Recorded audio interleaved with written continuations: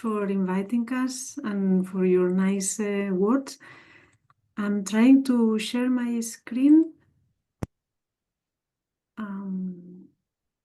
Can you see it? Yeah, we just need to get it to full screen and we'll be on board. Okay, is it working right now? Yeah, but it just needs to have the full screen. Go to the bottom right and then hit But the. it's not working because I have already done it. The bottom right, if you just. Okay, I'm going to try it there's- again. Let's see, I'm going to try.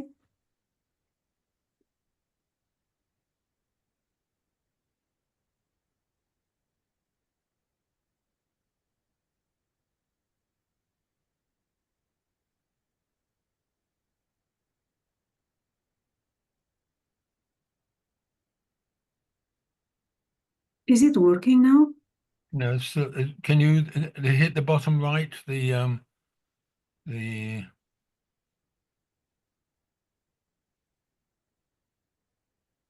no to get a full screen. Yes, I'm so sorry about this. Try one more. Well, Let's see. Let's see. Yeah. Now? Oh, Yes. right. There we go. Okay, great. Thank you. Thank you so much for inviting us to the Metro vignettes. I'm Eugenia Vidal. I'm the head of the Open Space Planning Office at the Green Infrastructure Service of the Metropolitan Area of Barcelona. This is really a long title, so I totally understand that it's very difficult to remember, but I think the important thing here is that we are the metropolitan area of Barcelona, the public administration that encompasses 36 municipalities. That's it, Barcelona plus 35 more. And first, we thought that we need to define what do we mean by metropolitan. For us, the metropolis entails new urban form. It's not only a question of scale. Metropolises are urban agglomerations with strong social, economic, environmental interdependencies that need to be managed in an integrated way. And the main differences between the all modern city are the coexistence of different centers, the increase of mobility, and very important, I think, for today's topic, is the replacement of the concept of the traditional city with the notion of territory. And I'm going to insist on this on the presentation. In the case of the metropolitan area of Barcelona, the metropolis is a territorial, social, demographic, environmental entity that was created during the last century as the result of the growth and interconnection of different urban systems around the city of Barcelona. And today we have a territory of 636 square kilometers with a population of 3.3 million inhabitants. This means that it's a quite dense territory, but nevertheless, more than half of the territory corresponds to open spaces, the coastal range, the Llobregat Delta, the Besòs River, the metropolitan beaches, and so on.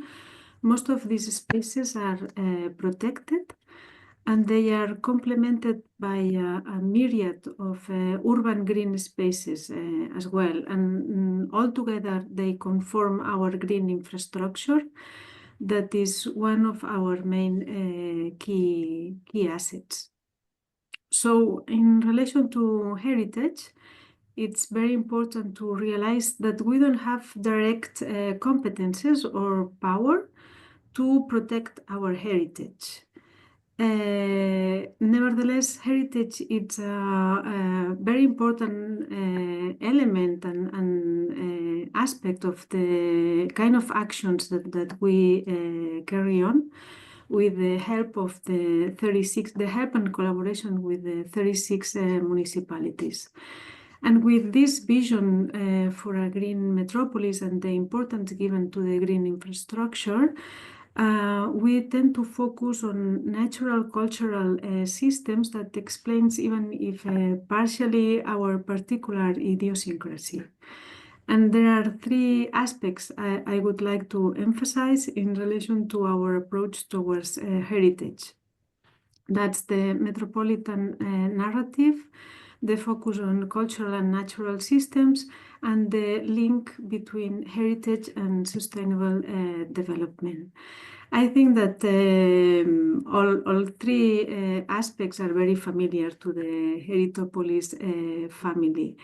In our case, this metropolitan approach, it's a kind of novelty since the competences and the work done till now, it's mostly from a national and from a municipal point of view. And then the natural cultural concern and holistic approach, it's again another novelty, since most of the figures and laws and documents refer to each of them separately. There are only a few more kind of landscape documents that help us to work in a more integral manner. And even in those cases, we tend to talk about cultural landscapes and natural landscapes. And we pay attention to different issues with these split categories. And then very, very important as well is the relationship between heritage and sustainable development. There's a clear link between these two concepts for three reasons. We understand heritage as a legacy that we want to identify, preserve, and transmit. Then there's this relationship between economy and heritage as well.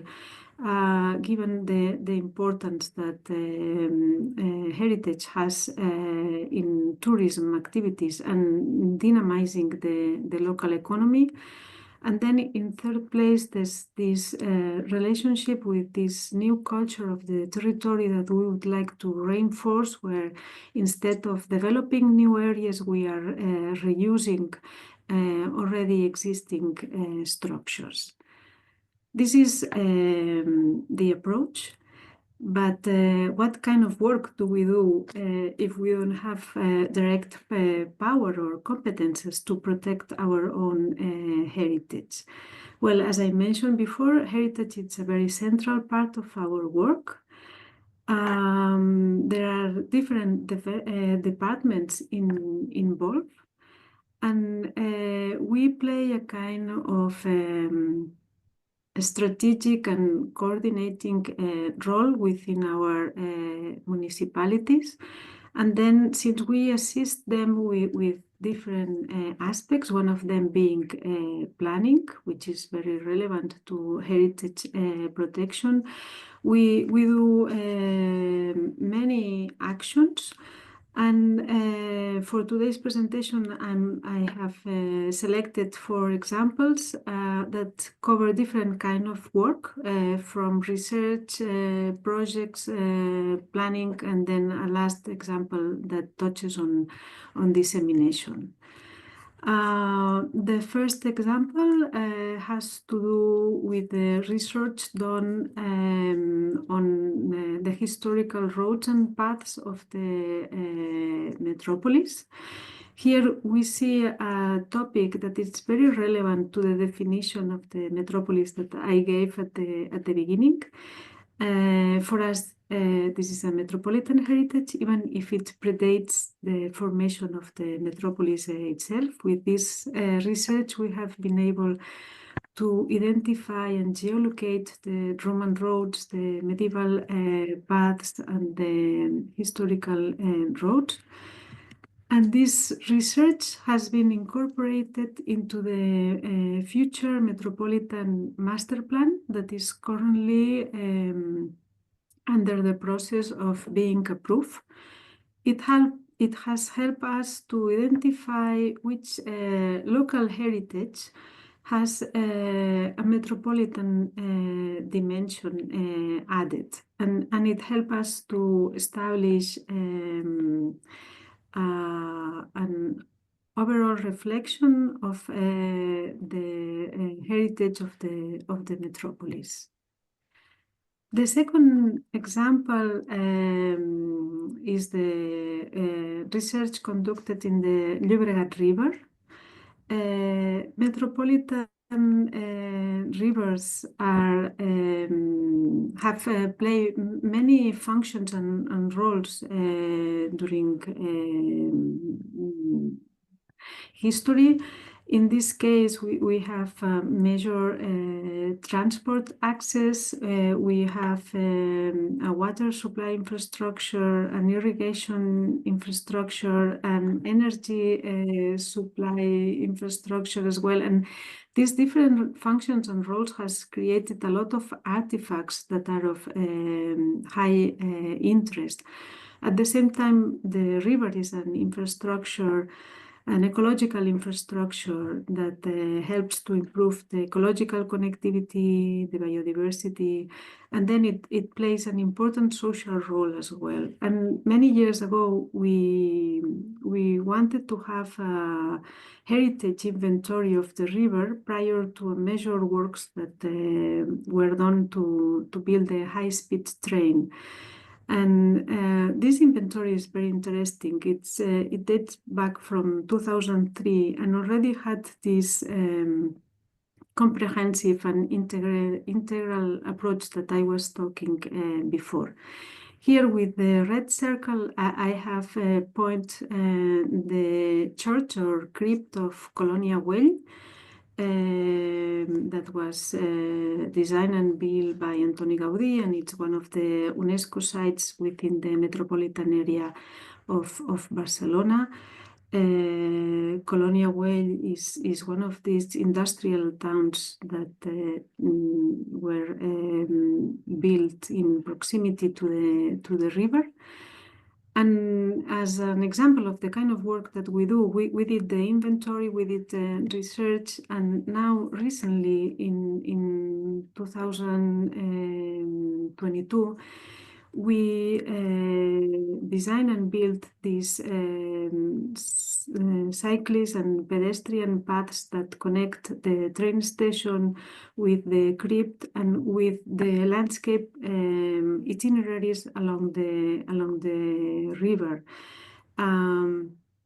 reinforcing the experience of the river and improving this heritage network that the river offers. And another example, again in a strategic open space of the metropolis, this is the Serra da Collserola Natural Park. Here, AMB, together with other administrations, we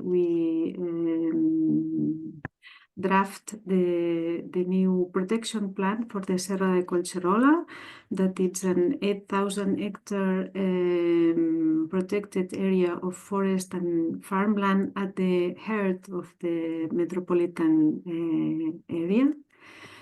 The plan was a mixed plan. It was urban and environmental and tackled on many different issues, one of them being historical heritage. And here the efforts, the focus was on how to establish synergies between the protection of this heritage and the management of the park in a way that would improve biodiversity and the ecosystem services provision. And there are many, many different strategies in this sense, but today I picked the Vallvidrera Reservoir that you can see on the screen. This reservoir was built in the 19th century. It's very small reservoir, but it's very interesting to see the relationship between the built elements and the environment and how they influence each other, how the reservoir evolved and had different uses. From its origin as a water infrastructure, from its function as a scenic attraction in the park, its abandonment, and its recent value as a biodiversity hotspot in the park. And there are different proposals to preserve this space, but all of them they are done with a three-side approach that takes into account the high architectural and landscape quality of the setting. Then the values and functions that this water space perform in this park, and then to understand that it's a major social destination as well. And the last example has to do with the creation, this is very recent, the creation of the Metropolitan Heritage Network. This network is based on two previous projects that were partially funded by the European Union. And here we had the collaboration as well of the different municipalities. Right now, the Metropolitan Network has 11 elements that belong to two different projects. One that was focusing on cultural and industrial heritage, and another that was focusing on metropolitan parks of high heritage value. This is an image of one of the works that we carry out in relation to the cultural and industrial heritage. It was interesting that this program gave priority to those structures that were related to rivers and pre-industrial canals, as this mill that had been rehabilitated and now functions as a public library and hosts some public facilities to support the local economy. So it's always this effort to go beyond the rehabilitation of a single building, but to think more on the social, environmental, and economic impact, and to think in terms of system and network.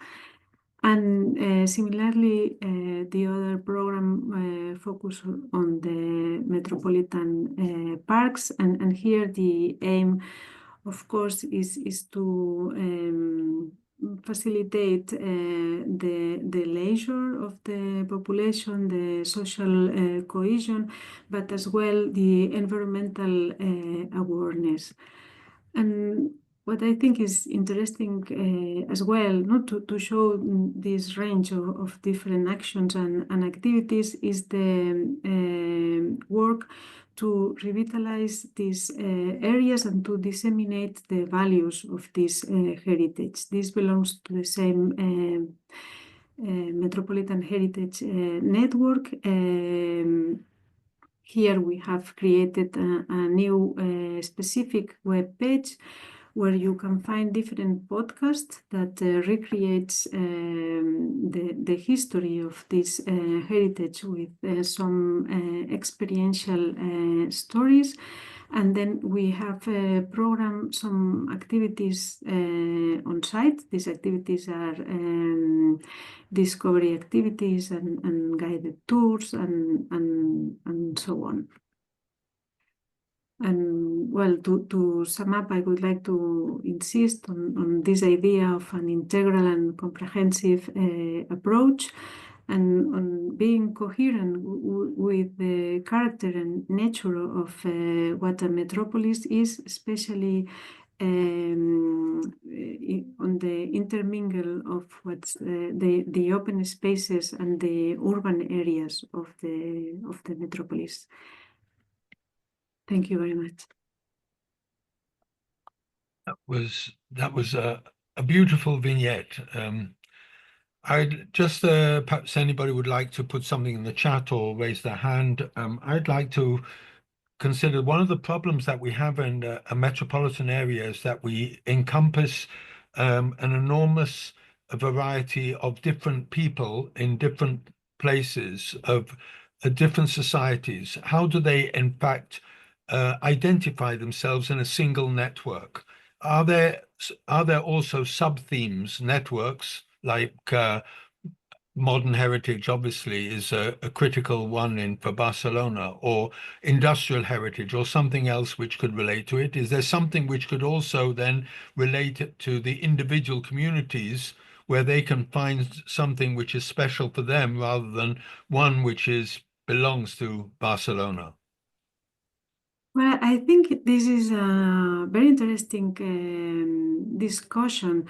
For us, it's always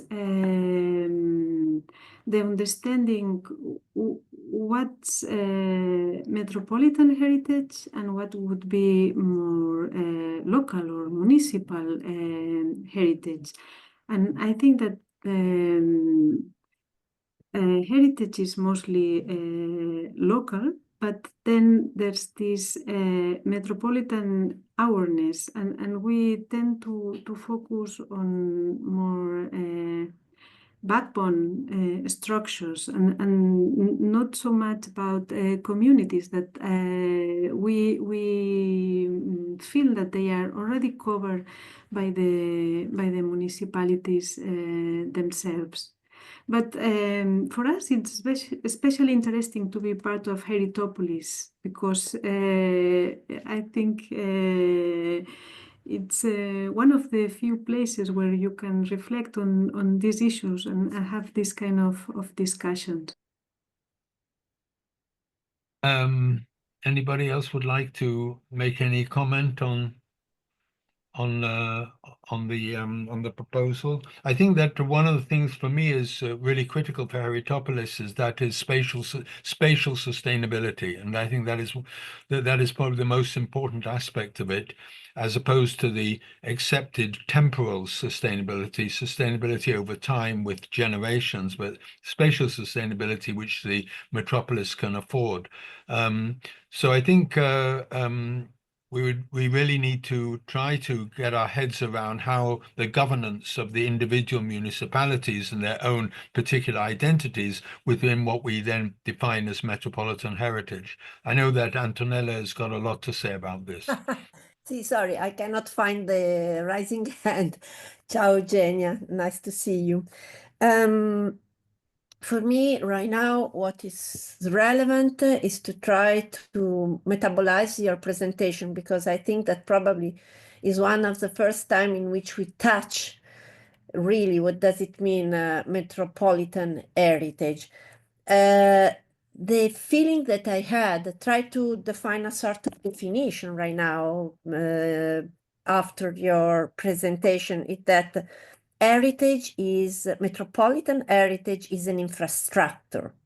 So is a tool or is a structure, infrastructure that allow us to bring some values so that we can define a metropolitan citizenship. So my feeling is that there isn't a real awareness regarding the need of the metropolitan level. And that lacking is due to the fact that there isn't really a perception and awareness regarding some values that the metropolitan dimension can brings and implement. So metropolis heritage as an infrastructure that communicate values, first of all, to define a metropolitan citizenship. But also, it seems to me that your project identify also the heritage, the metropolitan heritage as a network. And so we look at the need of the local scale, but from another level that allow us to define a network of local point that allow us also to demonstrate that the metropolitan dimension is able to act differently and better than the local level. Because I was in Brussels a few weeks ago, and the discussion with the Regio department was help me to negotiate a budget for the metropolitan level. And your approach that is related to a network of local places that can show the need of a metropolitan budget is fundamental. I only have one remark when you quote the functional space. I really think that we have to discuss about this concept that also is really supported by UN Habitat, but many other multilateral use this way to look at the territory, a functional geography, even though I think that is exactly the cultural and Eritopolis approach that allow us to change this idea that we have to look the territory only in the metropolitan territory only from a functional point of view. There is a symbolical point of view, a cultural point of view, and probably your example could help us to move forward this definition. So thank you very much. Yeah. I think that the defining of a metropolis is because of that, exactly picking up what Antonella said, is that it is a series of different borders. So it's the environmental metropolis might be different than the health metropolis, and might be something other about the commuting metropolis, and so many different things. I think it's a matter then of then beginning to understand exactly how these layers come together and weighting them into it's rather than an edge of a metropolis by some sort of transport sign saying built up area, but it's something more than frayed edges. Olivier. Yes, thank you. Eugene, I love the presentation, and I think you presented something along these lines, or at least a part of this last year, which I really loved in terms of this concept of trying to put the nature, culture, landscapes together at the service of the metropolitan area. Just to add to what Antonella had already said about the networking function and the connectedness that you create across these two polities, I'm wondering whether we can reflect, or it's useful to reflect on the now very common agenda of the nature-based solutions that looks at networking so-called green infrastructure with a very functional dimension to it, at a broader scale, let's say at a metropolitan scale, for the sake of stronger, more resilient ecosystem services, and of course, in the maps that you showed, especially the initial map, which showed the green I don't know whether you label them as corridors, so on, but does exactly that, and whether leaning into this other agenda strengthens some of the attempt to do a culture-nature landscape mapping, and whether telling the Commission that these two are usefully joined together might be one of the things that Antonella can bring back to the Regions Committee search for a better, because of course the EU has a strong agenda for ecosystem services and the protection of biodiversity. Biodiversity is declining massively, and cities are, to me, somewhat extraordinary reasons, they have become important areas for the protection of biodiversity. So something that was very counterintuitive until 10 years ago. And the other thing that I wanted to mention, but David's not here, but I know he presented the whole agenda of the nature cities as national parks, and whether we have Anastasia here, which I'd like to also welcome and congratulate her for addition in her family, and that is and she might be able to say something about Birmingham afterwards in the same spirit. Yes, Olivia, over to you again. Continue. No, that's it. I was just mentioning these two things that came to mind that can somehow support or expand or add multi dimensions to the intent, let's say. Okay. Hi everyone, and thank you. So just to say, I think it picks up also on Linda's presentation of Hong Kong, and that really sort of resonates about it, and it does highlight and strengthen the importance about what we're doing, and we need to sort of perhaps at the end of the year, looking at all these vignettes, and then be able to distill from this something which is really an important statement. Okay, before we move on to New York, Anastasia. Hi everyone, and thank you for the warm welcome. I'm very happy to be back. I've just been back from maternity leave, so I'm not gonna comment very far of where you are on the Heritopolis idea, because I need to do a bit of catch up. But obviously, I'm gonna start rejoining the meetings now, and I just want to say, we are still very much interested and very much part of the group. And Catherine Moore. She also just makes sure that I mentioned she just couldn't attend today's meeting because she's presenting actually at the moment in BCU, and she has missed a few meetings because of other commitments or teaching commitments, but we are very happy to be part of this group. In terms of the West Midlands National Park, it has started, or the momentum continues, if I may say. We had some really good collaborations and outcomes from the UN Habitat, the Urban Thinkers Campus last year, and also Catherine is in touch with the other areas of UN Habitat, but we're also working together in the ILC, the International Landscape Convention, with IFLA. I'm still the chair of the Emerging Professionals for IFLA, so we want to bring all that into this group as well. And in terms of the national park approach or idea, I don't want to take lots of time, but I just want to say that what we're doing really is we're proposing a new concept for cities or regions. It's not that very traditional national park idea, especially the one we have in the UK.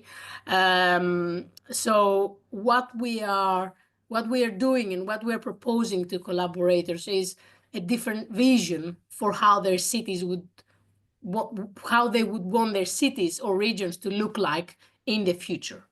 I don't know, Mike, if that's what you want me to explain, or we'll have an opportunity. We're going to have Birmingham on the radar screen, so get prepared. Okay, very happy to do so. Really nice to see you all, and we need a photograph of the new addition to Heritopolis. Okay, I'll do that, of course. Okay.